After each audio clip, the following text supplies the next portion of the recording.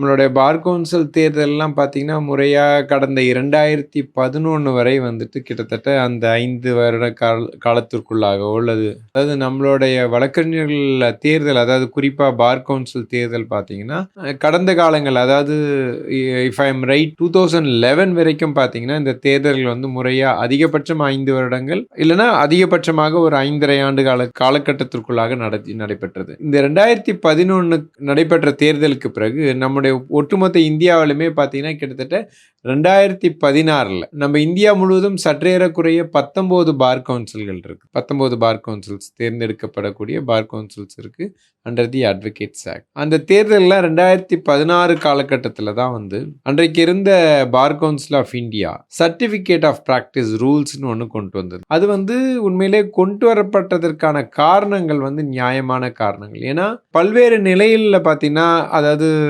தகுதி பெற்ற வழக்கறிஞர்கள் வந்து வழக்கறிஞர்களாக பதிவு பெறாமலேயே வந்து வழக்கறிஞர்களாக செயல்படுறாங்க.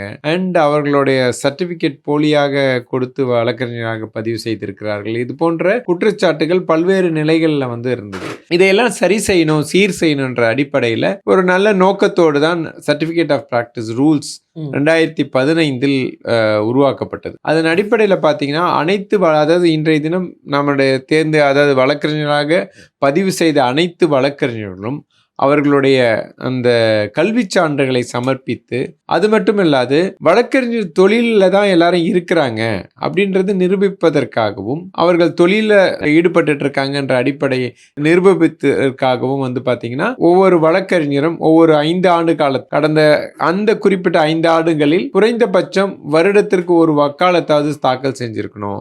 அது மட்டும் இல்லாது இந்த இப்ப நம்ம கன்வேயன்ஸ்ல இருக்கக்கூடிய வழக்கறிஞர்கள் அவர்கள் வந்து குறிப்பிட்ட நம்பர் ஆஃப் கன்வேயன்ஸ் டாக்குமெண்ட் இருக்கணும். இல்லைன்னா இப்ப பாத்தீங்கன்னா இந்த நம்ம ஃபார்ம்ஸ் எல்லாம் இருக்கிறாங்க, நிறைய லா ஃபார்ம்ஸ் வந்துச்சு.